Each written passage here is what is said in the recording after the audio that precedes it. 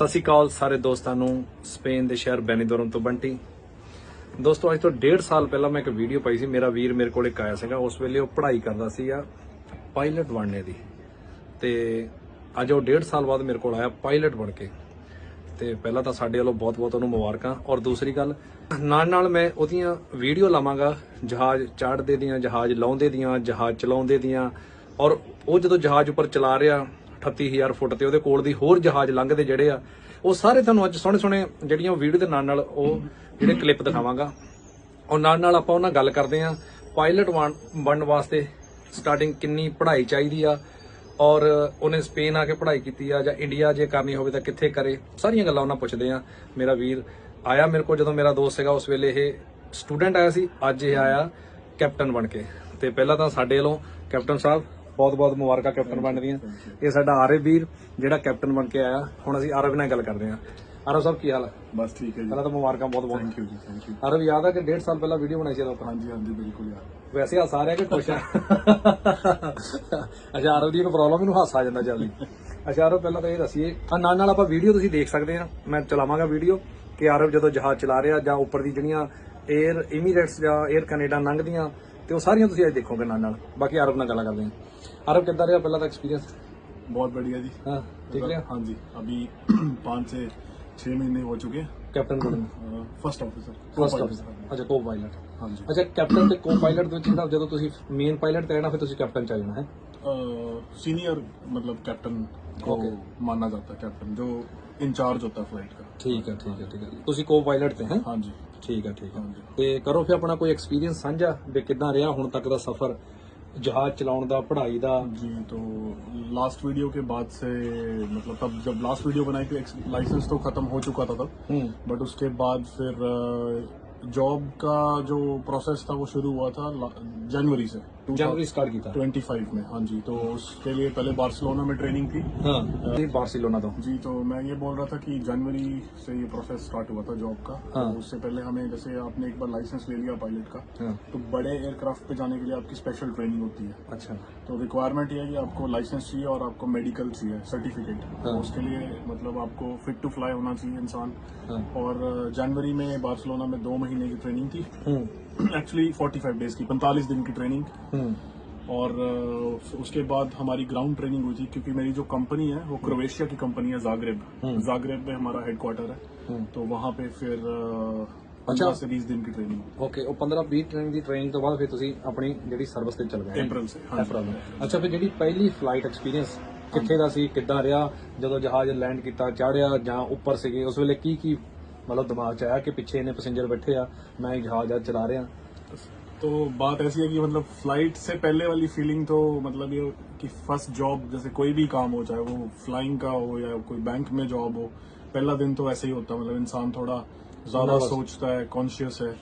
But ये है कि जब आप एक बार स्टार्ट कर दो, चाहे फर्स्ट डे जब आप ड्यूटी के लिए चले जाते हो, चाहे वो कोई भी काम है, तो फिर आप प्रोसेस में आप इतना बिजी हो जाते हो कि आपको इतना फील नहीं होता। तो मेरे टाइम पे मेरी फर्स्ट फ्लाइट, आई थिंक अगर मैं गलत नहीं हूँ तो 22 या 23 अप्रैल की फर्स्ट फ्लाइट थी। वो थी इजराइल से ग्रीस की, तल अवीव से एथेंस। जो मेरा बेस कंपनी से मिला था वो था तल अवीव। तो तल अवीव से ग्रीस की फ्लाइट थी, और वो फ्लाइट कैंसिल करके उन्होंने लंदन की पहली फ्लाइट दी थी। अच्छा। तो तल अवीव से ग्रीस बहुत छोटी फ्लाइट है, 1-1.5 घंटे की फ्लाइट है। बट लंदन तल अवीव इजराइल से 5 घंटे जाना और 5 घंटे पहली फ्लाइट 5 घंटे। हाँ जी, तो वो काफी। कितने पैसेंजर से पीछे बैठे? मेरे ख्याल से फुल फ्लाइट थी, अराउंड 180 पैसेंजर्स थे, 180 पैसेंजर्स। तो अब आपने पूछा कि वो कैसी फीलिंग आती है उस टाइम, तो आप इतना मेंटली ऑक्यूपाइड हो जाते हो, आप इतना बिजी हो जाते हो कि आपको खैर कुछ सोचने का टाइम ही नहीं मिलता। सब कुछ इतना फास्ट होता है फ्लाइट में। तो बहुत स्पेशल फीलिंग थी वो। तो तल अवीव से लंदन मेरी पहली फ्लाइट थी, और वापस तल अवीव। ਜਦੋਂ ਲੰਡਨ ਜਾ ਕੇ ਲੈਂਡ ਕੀਤਾ, ਜਹਾਜ਼ ਟਾਇਰ ਲੱਗੇ ਧਰਤੀ ਨਾਲ, ਤੇ ਕਿਦਾਂ ਫੀਲ ਹੋਇਆ ਕਿ ਅੱਜ ਯਾਰ ਮੈਂ ਪਹਿਲਾ ਵਾਰੀ ਅੱਜ ਪਹਿਲੀ ਜੌਬ ਦਾ ਪਹਿਲਾ ਐਕਸਪੀਰੀਅੰਸ? वो सबसे बेस्ट फीलिंग है, जो भी आपने स्ट्रगल किया होता है। मेरी जो वो पर्सनल फीलिंग थी जब फर्स्ट लैंडिंग लंदन में मैंने ही की थी, तो वो बहुत ज्यादा प्राउड वाली फीलिंग होती है। मैं बोल सकता हूँ कि आप प्राउड फील कर सकते हो उस दिन, और आपको ऑटोमेटिकली एक अंदर से बहुत ज्यादा मतलब खुशी मिलती है। और जितना भी आपने स्ट्रगल किया वहां तक पहुंचने के लिए, तो वो सब आपके सामने आ जाता है। ਤੇ ਜਿਹੜਾ ਸੀਨੀਅਰ ਪਾਇਲਟ ਸੀ ਉਹਨੇ ਫਿਰ ਕੀ ਕਿਹਾ ਜਦੋਂ ਪਹਿਲੀ ਫਲਾਈਟ ਲੈਂਡ ਕੀਤੀ? ਉਹਨੇ ਕੀ ਕਿਹਾ ਵੀ ਫਸਟ ਜਿੱਦਾਂ ਕਹਿੰਦੇ first impression so last impression ਕਹਿੰਦੇ ਨਾ, ਤੇ ਪਹਿਲਾ ਇੰਪ੍ਰੈਸ਼ਨ ਕਿਦਾਂ ਹੋਇਆ? इम्प्रेशन का तो ऐसा जी, इस प्रोफेशन में आपको मैं बताऊं कि ज्यादा स्टार्टिंग में आपको इतना अप्रिशिएट नहीं करते हैं वो ज्यादा। अगर स्टार्टिंग से आपको वो बोलने लग जाएंगे कि आपने बहुत अच्छा किया, ये है वो है, मतलब ओवर कॉन्फिडेंस आता है। और इस लाइन में मैं मतलब सबको यही बताना चाहूंगा कि अप्रिसिएशन का पार्ट वो है कि जब थोड़ा एक्सपीरियंस हो जाता है कंपनी में और कंपनी के साथ आपका एक ट्रस्ट बन जाता है, उनको पता है कि ये बंदा कैसा परफॉर्म करता है, तब आप अप्रिसिएशन एक्सपेक्ट कर सकते हो। स्टार्टिंग में तो अप्रिसिएशन का पार्ट इतना है नहीं। ਅੱਛਾ, ਆਪਾਂ ਵੀਡੀਓ ਤੁਸੀਂ ਨਾਲ ਨਾਲ ਮੈਂ ਲਾਉਂਗਾ। ਇੱਕ ਫਲਾਈਟ ਦੀ ਤੁਸੀਂ ਮੈਨੂੰ ਵੀਡੀਓ ਕੱਲੀ ਸੀ, ਉਹ ਬਹੁਤ ਸਪੀਡ ਨਾਲ ਲੰਘ ਕੇ ਗਈ ਸੀਗੀ। ਹਾਂਜੀ। ਮਤਲਬ ਜਦੋਂ ਅਸੀਂ ਮੈਂ ਐਜ਼ ਅ ਪੈਸੇਂਜਰ ਪਿੱਛੇ ਬਹਿ ਕੇ ਬਹੁਤ ਵਾਰੀ ਸਫ਼ਰ ਕੀਤਾ ਇੰਡੀਆ ਜਾਈਦਾ ਨਾ, ਹਾਂਜੀ। ਤੇ ਕਦੀ ਵੀ ਇਹਦਾ ਨਾਲ ਦੀ ਜਹਾਜ਼ ਲੰਘਦਾ ਨਹੀਂ ਦੇਖਿਆ, ਬਹੁਤ ਘੱਟ ਦੇਖਿਆ। ਮਤਲਬ ਜਿੰਨੇ ਵੀ ਸਾਡੇ ਵੀਡੀਓ ਦੇਖਣਗੇ ਉਹਨਾਂ ਚੋਂ ਕਈਆਂ ਨੇ ਦੇਖਿਆ ਹਾਂਜੀ। ਮੈਂ ਦੇਖਿਆ ਜਹਾਜ਼ ਬਹੁਤ ਜ਼ਿਆਦਾ ਸਪੀਡ ਨਾਲ ਲੰਘਿਆ। ਹਾਂਜੀ। ਮਤਲਬ ਉੱਪਰ ਤੁਸੀਂ ਜਿੱਦਾਂ ਸਾਹਮਣੇ ਬੈਠੇ ਹੁੰਦੇ ਇਦਾਂ ਪਤਾ ਲੱਗਦਾ ਤੁਹਾਨੂੰ ਵੀ ਜਹਾਜ਼ ਆਉਂਦਾ। ਹਾਂਜੀ। ਨਾਰਮਲ ਹੈ ਇਹ? बहुत नॉर्मल है। हाँ जी, नॉर्मल है, क्योंकि एज ए पैसेंजर नहीं मैंने एज अ पैसेंजर आपको दिखता है, वो आपको दिखता है साइड से का। अगर आप कॉकपिट से देखोगे और स्पेशली कोई फ्लाइट अगर ऑपोजिट डायरेक्शन से आ रही है, जो ऑपोजिट डायरेक्शन से आ रही है तो वो ज्यादा स्पीड का तब फील होता है। अगर सेम डायरेक्शन में जा रहे हो तो इतना नहीं पता चलता। ਅੱਛਾ, ਹੁਣ ਇੱਕ ਵਾਰੀ ਪਹਿਲਾਂ ਵੀ ਇਹ ਮੈਂ ਸਵਾਲ ਪੁੱਛਿਆ ਕਿ ਜਿੱਦਾਂ ਹੁਣ ਤੋਂ ਇਸ ਵੇਲੇ ਤਾਂ ਤੁਸੀਂ ਮਤਲਬ ਜਹਾਜ਼ ਉਡਾ ਰਹੇ ਆ, ਕਿਸੇ ਵੇਲੇ ਜਹਾਜ਼ ਉੱਪਰ ਜਾ ਕੇ ਕੰਬਣ ਲੱਗ ਪੈਂਦਾ। हाँ जी। ਸਾਡੀਆਂ ਬਹੁਤ ਸਾਰੀਆਂ ਮਾਵਾਂ ਭੈਣਾਂ ਜਾਂ ਸਾਡੇ ਭਰਾ ਬਹੁਤ ਡਰਦੇ ਆ, ਉਹਨਾਂ ਵਾਸਤੇ ਕੋਈ ਗੱਲ?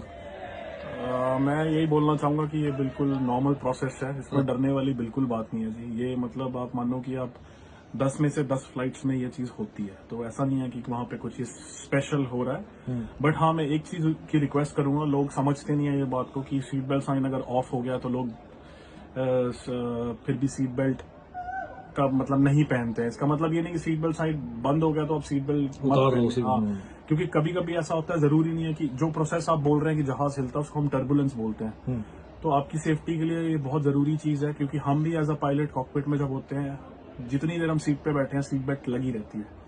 तो ऐसा नहीं है कि वो सीट बेल्ट आपको परेशान करने के लिए, वो आपको इंजरी से बचाने के लिए, आपकी लाइफ को मतलब आपको सेफ रखने के लिए, वो सेव करने के लिए। ਅੱਛਾ, ਜਦੋਂ ਜਹਾਜ਼ ਰਨਵੇ ਤੇ ਹੁੰਦਾ ਜੀ, ਜਦੋਂ ਜਹਾਜ਼ ਰਨਵੇ ਤੇ ਹੁੰਦਾ, ਨਾਰਮਲੀ ਅਸੀਂ ਪਿੱਛੇ ਬੈਠੇ ਹੁੰਦੇ ਆ ਤਾਂ ਦੇਖੀ ਤੇ ਜਹਾਜ਼ ਨੇ ਮਤਲਬ ਧਰਤੀ ਨੂੰ ਛੱਡਣਾ, ਜਦੋਂ ਰਨਵੇ ਤੇ ਹੁੰਦਾ ਦੀ ਸਪੀਡ ਉਸ ਵੇਲੇ ਬਹੁਤ ਜ਼ਿਆਦਾ ਹੁੰਦੀ ਆ। ਕਿੰਨੀ ਕੁ ਸਪੀਡ ਹੁੰਦੀ ਆ ਜਿਹੜਾ ਉਸ ਵੇਲੇ ਵਿੱਚ ਬੈਠਣ ਬੰਦੇ ਨੂੰ ਪਤਾ ਲੱਗਦਾ कि इस वेले फुल स्पीड आते जहाज? टेक ऑफ लैंडिंग के टाइम तो स्पीड एज कम्पेयर्ड कि अगर आप कंपेयर करें हवा में जब जहाज उड़ रहा होता है तब तो स्पीड टेक ऑफ और लैंडिंग के टाइम कम रहती है। फिर भी अगर किलोमीटर पर आवर में आप बात करेंगे कि हमारे तो अलग यूनिट रहते हैं जिसमें हम मेजर करते हैं, जिसमें हम ये स्पीड को मापते हैं। पर अगर किलोमीटर पर आवर में आप बात करें गाड़ी की तरह, फिर वो अराउंड फिर भी 300 किलोमीटर पर आवर के आसपास वो होता है, 300 से थोड़ा। हाँ जी। और फ्लाइट में जब आप हो तो वो साउंड की स्पीड से कम होता है, बट वो फिर भी 800, 850, 900 किलोमीटर पर आवर की स्पीड से एयरक्राफ्ट होता है जब वो हवा में है जी। ते हवा च हाईएस्ट ऊंचाई कितनी होती है? वो जी ये सवाल मतलब थोड़ा कॉम्प्लिकेटेड, वो डिपेंड करता है जहाज पे भी। एयरक्राफ्ट टू एयरक्राफ्ट ये चीज डिपेंड करती है, वेदर पे डिपेंड करता है। बट फिर भी जो अभी तक जो मेरा जहां जिसपे मैं मतलब ऑपरेट करता हूँ फ्लाइट, वो 39,000 फीट तक चला जाता है, जो आप मान लें कि जमीन से 12 से 13 किलोमीटर ऊपर। ਉਹ ਤੁਹਾਡਾ ਬੜਾ ਹੋਇਆ ਜ਼ਮੀਨ ਤੋਂ 12-13 ਕਿਲੋਮੀਟਰ। जी, ਵੈਰੀ ਗੁੱਡ। ਤੇ ਡਰ ਤਾਂ ਨਹੀਂ ਲੱਗਿਆ ਕਦੀ? नहीं डर तो नहीं लगा कि आप ऐसा तो ਤੁਹਾਨੂੰ ਯਾਦ ਆ ਜਿਹੜਾ ਆਪਣੇ ਨਾਲ ਮੁੰਡਾ ਉੱਥੇ ਕੰਮ ਕਰਦਾ ਪੁੱਛਦਾ ਕਹਿੰਦਾ ਭਾਈ ਡਰ ਤਾਂ ਨਹੀਂ ਲੱਗਦਾ ਜਹਾਜ਼ ਨੂੰ? हाँ जी। ਅੱਛਾ, ਸੱਚੀ ਮੈਨੂੰ ਕਦੀ ਡਰ ਲੱਗਾ ਯਾਰ ਮੈਂ ਜਹਾਜ਼ ਲੈ ਕੇ ਚੱਲਾਂ ਤੇ ਐਡਾ ਉੱਚਾ ਚੜਨਾ ਜਾਂ? नहीं उस चीज का डर नहीं रहता है, उस चीज की आपको ट्रेनिंग मिलती है। बट हाँ, अगर आप ये बोलें कि डर नहीं मैं बोलूंगा, हाँ परफॉर्मेंस का होता है। जब आप शुरू में जब फ्लाई करना शुरू करते हैं तो आपके ऊपर वर्कलोड बहुत ज्यादा होता है। आप इनिशियली शुरुआत में अपने काम में थोड़ा धीरे होते हैं। ਤੇ ਹੁਣ ਤੱਕ ਸਭ ਤੋਂ ਲੰਮੀ ਫਲਾਈਟ ਕਿਹੜੀ ਕੀਤੀ? लंदन 5 ਘੰਟੇ ਦੀ 5-5.5 घंटे जाना और 5 घंटे के आसपास वापस आना। Non stop? ਕਿਤੇ ਰਾਤ ਕੋਈ ਸਟਾਪ ਨਹੀਂ? ਹਾਂ, नहीं जी नहीं। ਕਿਤੇ ਵੀ ਕੋਈ ਨਹੀਂ। ਓਕੇ, ਕੋਈ ਅੱਛਾ, ਇੱਕ ਮੈਂ ਕਿਤੇ ਦਿਨ ਆਪਾਂ ਫੋਨ ਤੇ ਗੱਲ ਕਰਦੇ ਪਏ ਸੀਗੇ ਤੇ ਮੈਂ ਦੱਸ ਦਵਾਂ, ਅਰਬ ਨਾਲ ਮੇਰੀ ਫੋਨ ਤੇ ਗੱਲ ਹੁੰਦੀ ਜਦੋਂ ਉਹਦੇ ਵਿੱਚ ਵੀ ਹੁੰਦਾ ਜਹਾਜ਼ 'ਚ ਬੈਠਾ, ਕਿਤੇ ਫ੍ਰੀ ਟਾਈਮ ਹੁੰਦਾ ਇਹਨੇ ਹਲੇ ਜਹਾਜ਼ ਲੈਣ ਚੜਿਆ ਨਹੀਂ, ਬੈਠੇ ਆ, ਮੈਨੂੰ ਫੋਟੋ ਖਿੱਚ ਕੇ ਘੱਲ ਦੇਣੀਆਂ। ਇੱਕ ਦਿਨ ਅਰਬ ਨੇ ਮੈਨੂੰ ਫੋਟੋ ਖਿੱਚ ਕੇ ਲਿਆ, ਜਹਾਜ਼ ਸਾਰਾ ਫੁੱਲ ਸੀਗਾ। ਉਹ ਕਿਹਨਾਂ ਨਾਲ ਫੁੱਲ ਸੀਗਾ ਹੁਣ ਇਹਨੂੰ ਪੁੱਛਦੇ ਆ। ਅਰਬ ਕੌਣ ਸੀਗੇ ਬੰਦੇ ਉਹ? वो फ्लाइट थी जी लैम्पेडोसा करके एक आइलैंड है, टापू है वो। इटली का पार्ट है वो, और अफ्रीका और इटली के बीच में पड़ता है। तो वो जो थे वो ਫੋਟੋ ਹੈਗੀਆਂ ਹਾਲੇ ਵੀ ਕੋਲ ਨਾ? जी ਅਸੀਂ ਲਾ ਸਕਦੇ ਵਿੱਚ ਫੋਟੋ, ਉਹ ਵਾਲੀ ਫੋਟੋ? जी ਚਲੋ ਅਸੀਂ ਮੈਂ ਫੋਟੋ ਨਾਲ ਲਾਵਾਂਗਾ। ਅੱਛਾ, ਫਿਰ ਅੱਛਾ वो फ्लाइट थी, डिपोर्ट कर रहे थे उनको। ਕਿੰਨੇ ਬੰਦੇ ਸੀ ਉਹ? फुल था जहाज, ਸਾਰੇ ਡਿਪੋਰਟ ਵਾਲੇ ਸੀ। जी जी। ਕਿੰਨੇ ਗੇੜੇ ਲਾਏ ਉੱਥੋਂ? वो 2 बार। ਉੱਥੇ ਉੱਥੇ ਹਵਾ ਦਾ ਵੀ ਬਹੁਤ ਜ਼ਿਆਦਾ ਜ਼ੋਰ ਸੀ ਨਾ। जी जी। है ना? लैम्पेडोसा क्योंकि एक आइलैंड और जहाँ ज्यादातर जो एयरपोर्ट पानी के पास होते हैं वहाँ हवा का रहता ही है। ਤੇ ਹਵਾ ਨਾਲ ਫਿਰ ਲੈਂਡਿੰਗ ਦਾ ਜਾਂ ਚੜ੍ਹਨੇ ਵੇਲੇ ਜਾਂ ਉਤਰਨੇ ਵੇਲੇ ਪ੍ਰੋਬਲਮ? वो नॉर्मल चीज है बट उसमें थोड़ा एक्स्ट्रा ध्यान रख, कंसंट्रेशन की जरूरत है, बट वो नॉर्मल चीज है।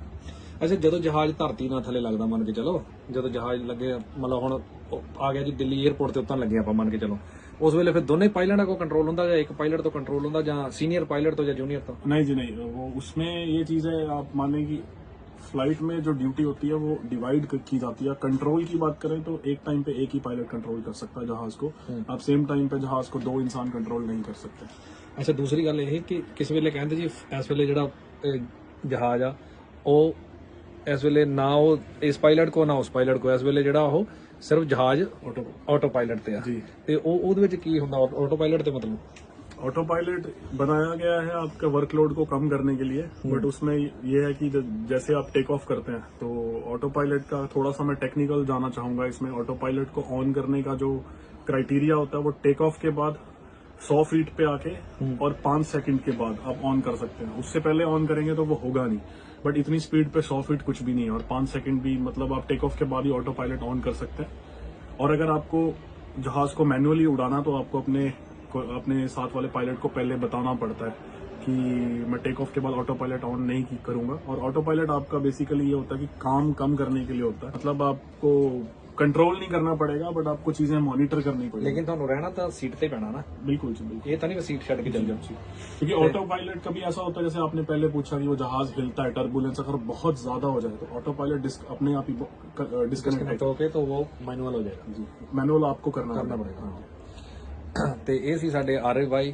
ਮੈਂ ਨਾਲ ਨਾਲ ਇਹਨਾਂ ਦੀਆਂ ਸਾਰੀਆਂ ਵੀਡੀਓ ਚਲਾਵਾਂਗਾ ਜਦੋਂ ਇਹ ਇਟਲੀ ਤੋਂ ਫਲਾਈਟ ਇਹਨਾਂ ਨੇ ਫੜੀ ਆ, ਜਿਸ ਦਿਨ ਇਹਨਾਂ ਨੂੰ ਸਰਟੀਫਿਕੇਟ ਮਿਲਿਆ, ਲਾਇਸੈਂਸ ਮਿਲਿਆ ਔਰ ਜਿਸ ਦਿਨ ਪਹਿਲੀ ਫਲਾਈਟ ਸੀ, ਸਾਰੀਆਂ ਵੀਡੀਓ ਚਲਾਵਾਂਗਾ। ਤੇ ਹੋਰ ਆਰਿਫ ਭਾਈ ਕੋਈ ਹੋਰ ਆਪਣਾ ਕੋਈ ਐਕਸਪੀਰੀਅੰਸ ਨਾਲ ਸਾਂਝਾ ਕਰਨਾ, ਕੋਈ ਹੋਰ ਗੱਲਬਾਤ? और एक्सपीरियंस तो जी ਤੇ ਪਾਇਲਟ ਦੀ ਲਾਈਫ ਕਿਦਾਂ? ਬਿਜ਼ੀ ਲਾਈਫ ਆ, ਈਜ਼ੀ ਲਾਈਫ ਆ ਜਾਂ ਸਟਰਗਲਿੰਗ ਵਾਲੀ ਆ ਜਾਂ ਕਿਦਾਂ? बिजी लाइफ तो है, बट बिजी तो आई थिंक आप कोई भी काम करें वो आपको टाइम निकालना पड़ता है। बट स्ट्रगल इसमें सबसे बड़ा ये है कि रूटीन हमारा कुछ एक रूटीन नहीं रहता है, तो बॉडी पे काफी ज्यादा स्ट्रेस इस चीज का होता है। क्योंकि कभी आपको ऐसा कि रात को 2 बजे उठ के जाना है, कभी आप दिन में आ रहे हैं वापस, फिर आप अगले दिन सुबह 4 बजे निकल रहे हैं, तो वो है। और इसमें मेंटल वर्क सबसे ज्यादा इस चीज में है। तो आपको, और ऐसा नहीं है कि आपको एक बार आप जॉब में आ गए तो आपको पढ़ाई नहीं करनी है कुछ, इसमें मतलब हमें ਨਾਲ ਨਾਲ ਪੜ੍ਹਨਾ ਵੀ ਪੈਂਦਾ। हमेशा पढ़ना ही पड़ता है। हम ऑटो पायलट लगा के भी, आपने पूछा, ऑटो पायलट लगा के भी हम फ्लाइट में पढ़ते हैं। ਅੱਛਾ ਮੈਂ ਹੁਣ ਇੱਕ ਹੋਰ ਦੱਸ ਦਵਾਂ, ਆਰਿਫ ਨਾਲ ਮੇਰੇ ਕੋਲ ਆਉਣ ਤੋਂ ਪਹਿਲਾਂ ਗ੍ਰੀਸ ਸੀਗਾ। ਗ੍ਰੀਸ 'ਚ 2 ਦਿਨ ਵਾਸਤੇ ਗਿਆ ਸੀ। ਜਿਹੜੀ 에ਅਰਲਾਈਨ 'ਚ ਕੰਮ ਕਰਦਾ ਉਹਨਾਂ ਨੇ ਇਹਨੂੰ ਘੱਲਿਆ ਸੀਗਾ। ਕਾਹਤੇ ਘੱਲਿਆ ਸੀ, ਉੱਥੇ ਜਾ ਕੀ ਕੀਤਾ, ਉਹ ਵੀ ਨਾਲ ਮੈਂ ਪੁੱਛਾਂਗਾ, ਨਾਲ ਫੋਟੋ ਲਾਵਾਂਗਾ। ਅਜੇ ਉਹ ਵੀ ਦੱਸੋ ਕਾਹਤੇ ਗਏ ਸੀ? जी, वो ऐसा होता है कि आप किसी भी पायलट से अगर आप पूछे, आप किसी भी एयरलाइन में अगर काम कर रहे हैं, हर पायलट को हर 6 महीने के बाद एक चेक पास करना पड़ता है। वो हमारा, उसे हम OPC बोलते हैं, ऑपरेटर प्रोफिशिएंसी चेक। तो ऑपरेटर आपका एयरलाइन हो गई, प्रोफिशिएंसी वो आपकी कैपेबिलिटी चेक करते हैं। तो हर एयरलाइन हर 6 मंथ्स में, 6 महीने के टाइम पीरियड में अपने पायलट को सिमुलेटर में डालती है। वो सिमुलेटर बिल्कुल रियल जहाज की तरह होता है। ਉਹ ਨਾਲ ਨਾਲ ਫੋਟੋ ਵੀ ਲਾਵਾਂਗੇ जी, और उसमें हम इमरजेंसी सारी प्रैक्टिस करते हैं, क्योंकि हम रियल फ्लाइट में, जो रियल जहाज है उसमें हम अपनी इमरजेंसीज को प्रैक्टिस नहीं कर सकते हैं। तो सिमुलेटर में आप वो बेसिकली ये देखते हैं कि आप इमरजेंसीज को कैसे हैंडल करते हैं। तो हर 6 महीने के बाद वो आपको पास करना जरूरी होता है। क्या बोलते हैं उस मशीन को? सिमुलेटर। सिमुलेटर। वो मशीन एक्सपेंसिव है ना जी, वो मिलियन यूरोज की मशीन है। मिलियन यूरो की मशीन है, तो उसके लिए 2 दिन का खर्चा भी बहुत ज्यादा होना। वो जी, वो कंपनी की तरफ से। ਕੰਪਨੀ ਦੀ ਕਰਦਾ। ਅੱਛਾ ਇੱਕ ਅਸੀਂ ਇਹ ਵੀਡੀਓ ਨੂੰ ਅਸੀਂ ਇੱਥੇ ਸਮਾਪਤ ਕਰਦੇ ਹਾਂ। ਇੱਕ ਮੈਂ ਵੀਡੀਓ ਆਰਿਫ ਨਾਲ ਬਣਾਵਾਂਗਾ ਸਿਰਫ 5-7 ਮਿੰਟ ਦੀ। ਉਹਦੇ ਵਿੱਚ ਆਪਾਂ ਇਹ ਪੁੱਛਾਂਗੇ ਕਿ ਜੇ ਪਾਇਲਟ ਦੀ ਪੜ੍ਹਾਈ ਕਰਨੀ ਹੈ ਉਹਦੇ ਵਾਸਤੇ ਕੀ ਕਰਨਾ ਪੈਣਾ, ਕਿੰਨਾ ਪੜ੍ਹਨਾ ਪੈਣਾ, ਔਰ ਜਿਹੜੇ ਸਾਡੇ ਵੀਡੀਓ ਦੇਖ ਕੇ ਮੇਰਾ ਵੀਰ ਇਹ ਪ੍ਰੋਫੈਸ਼ਨ ਚ ਆਉਣਾ ਚਾਹੁੰਦੇ ਆ ਉਹਨਾਂ ਨੂੰ ਈਜ਼ੀ ਹੋ ਜਾਵੇ। ਕੋਈ ਇਤਰਾਜ਼ ਤਾਂ ਨਹੀਂ? नहीं जी, ਠੀਕ ਹੈ। बिल्कुल। ਔਰ ਫਲਾਈਟ ਦੀ ਕੋਈ ਗੱਲ, ਕੋਈ ਐਸੀ ਕੋਈ ਫਨੀ ਕਿੱਸਾ, ਕੋਈ ਪੈਸੇਂਜਰ ਨਾਲ ਜਾਂ ਕਿਸੇ ਨਾਲ? ਅੱਛਾ ਇੱਕ ਫਨੀ ਕਿੱਸਾ ਹੈ, ਮੈਨੂੰ ਆਰਿਫ ਨੇ ਦੱਸਿਆ ਸੀਗਾ। ਉਹ ਜਿਹੜੇ ਡਿਪੋਰਟ ਕਰਨ ਵਾਸਤੇ ਲਿਆਂਦੇ ਸੀਗੇ ਉਹ ਨਹਾਤਾ ਨਹੀਂ ਸੀ ਉਹਨਾਂ ਨੇ ਬਹੁਤ ਟਾਈਮ ਤੋਂ। ਉਹ ਦੱਸੋ ਕੀ ਹੋਇਆ ਸੀ ਜਹਾਜ਼ ਦੇ ਵਿੱਚ? जी, वो ऐसा था कि हम जब इटली का वो जो आइलैंड जिसकी मैं बात कर रहा हूँ, जब उनको लेने गए तो जब वो बोर्डिंग उन्होंने की, पैसेंजर्स जब फ्लाइट में आए तो जो हमारा कैबिन क्रू जो एयर होस्टेसेस वगैरह थे उन्होंने काफी कंप्लेन किया था कि मतलब कैबिन इतना वो साफ सुथरे नहीं थे वो लोग, तो आप समझ ही सकते हैं मैं क्या ਮੁਸ਼ਕ ਆ ਰਹੀ ਸੀ ਉਹਨਾਂ ਤੋਂ ਬਦਬੂ ਆ ਰਹੀ ਸੀ हाँ जी, तो दे वर स्मेलिंग बैड बेसिकली तो but, ਅੱਛਾ ਇੰਗਲਿਸ਼ ਚ ਕਹਿ ਲੈ ਸਮੈਲਿੰਗ ਬੈਡ ਬੇਸਿਕਲੀ, ਲੇਕਿਨ ਪੰਜਾਬੀ ਤਾਂ ਇਹ ਕਹਿਣਾ ਉਹਨਾਂ ਤੋਂ ਮੁਸ਼ਕ ਆਉਂਦੀ ਹੈ। चलो आप अब जैसे भी हो तो और बट एक चीज बोलना चाहूंगा, उनकी तरफ देख के दुख भी होता है। मैं एक मैसेज देना चाहूंगा कि जो लोग यूरोप में हैं या कहीं भी हैं और वो बोलते हैं कि हमसे काम नहीं हो रहा या हम इंडिया जाना चाहते हैं, अगर आप उन लोगों को देखेंगे, जब मैंने देखा जिस तरह से पुलिस उनको उठा के जहाज में डाल रही थी, तो शायद आप ये चीज बोलनी बंद कर देंगे और अब शिकायत भी आपकी बंद हो जाएगी। अच्छा, हाँ, उन लोगों उन्होंने को बहुत रूडली बिहेव कर रहे हैं। रूडली नहीं, बट उनका मतलब वही था कि बड़ी मुश्किल से वो इटली शायद आए होंगे और हमें तो उनको लेके जाना ही था अब, और उसमें छोटे छोटे बच्चे भी थे। अच्छा जी, तो वो पिछले दिन हमें नोटिफिकेशन हमें इन्फॉर्म कर दिया था कंपनी ने, डॉक्यूमेंट्स भी थे, इटालियन पुलिस उनके साथ थी, तो हमें उनको फिर कैरी करना था डिपोर्ट। ਓਕੇ ਤੇ ਇਹ ਸੀ ਸਾਡੇ ਕੈਪਟਨ।